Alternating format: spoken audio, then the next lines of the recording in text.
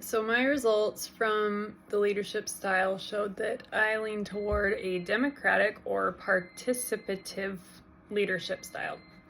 I knew what participative or participation and democracy meant, but I wasn't sure how they applied to leadership styles.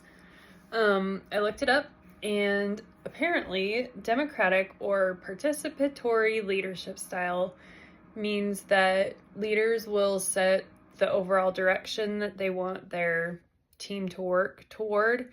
They'll set parameters for how work should be completed, but they also actively involve team members in sharing decision making. I find this to be fairly accurate, especially in situations where collaboration and input are needed. I value input from everybody. I like this leadership style because I think that it's a highly effective way to create a sense of ownership and trust within a team, and simultaneously supports individual and team growth.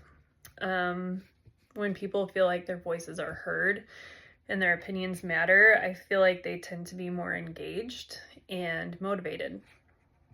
I personally enjoy working in environments where others and I can share ideas without fear of consequence or repercussion.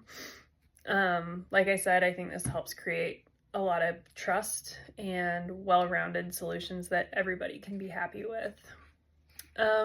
Although I see the strengths of this leadership style, I also recognize that there are a lot of limitations, especially in situations where you need to make decisions quickly, like in the hospital. As we know, things can change drastically at the drop of a pin, and this type of leadership style is not really applicable to situations like that. Yeah, this is the only part of the quiz result that I don't necessarily think is a good reflection of me and my leadership. I do generally seek out input from others when there is time, but I do consider myself to be good at explicitly delegating tasks. Overall, though, I think that this was a good depiction of my leadership style. And it's a good reminder of strengths and weaknesses and areas I can continue to work on. Thank you.